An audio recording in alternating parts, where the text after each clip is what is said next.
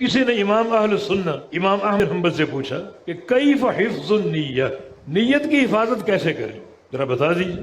فرمایا کہ نیت کی حفاظت کے لیے جو عمل شروع کرو تو تھوڑا سا توقف اختیار کرو۔ عمل کا معاملہ ایسا نہیں ہے کہ آپ 100 کی رفتار سے عمل کو روانہ کر دیں، ایک عمل پھر دوسرا پھر تیسرا، نہیں، توقف کریں، اپنے آپ سے پوچھیں یہ عمل کس کے لیے کر رہے ہو، اللہ کی رضا کے لیے یا دنیا کے دکھاوے کے لیے؟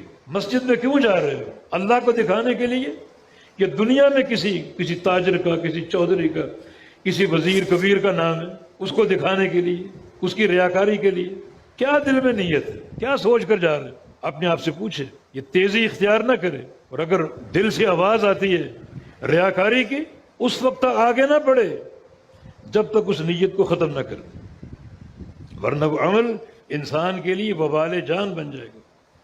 کیسے بنے گا آپ کو بتائیں گے، وبال جان بن جائے گا۔ اور جب تک اخلاص پیدا نہ ہو جائے، للہیت، اللہ کی رضا جوئی، اس وقت تک قدم نہ بڑھائے، ورنہ وہ عمل ریاکاری کی صورت میں وبال جان بن جائے گا۔ اور اس کو مجاہدہ بولتے ہیں، جو شیطان اندر ریاکاری کا وار کر رہا ہے، شیطان کا مقابلہ کرے، اس کو زیر کرنے کی کوشش کرے، مجاہدہ۔ نبی علیہ السلام کا فرمان ہے المجاہد من جاہد نفسہ، حقیقی مجاہد وہ ہے جو اپنے نفس کے ساتھ جہاد کرے۔ شیطان سازشیں کر رہے ریاکاری کی نیت پیدا کرنے کے لیے، آپ لڑیں، شیطان کا مقابلہ کریں، اس عمل سے پہلے بھی اور عمومی حالات میں بھی۔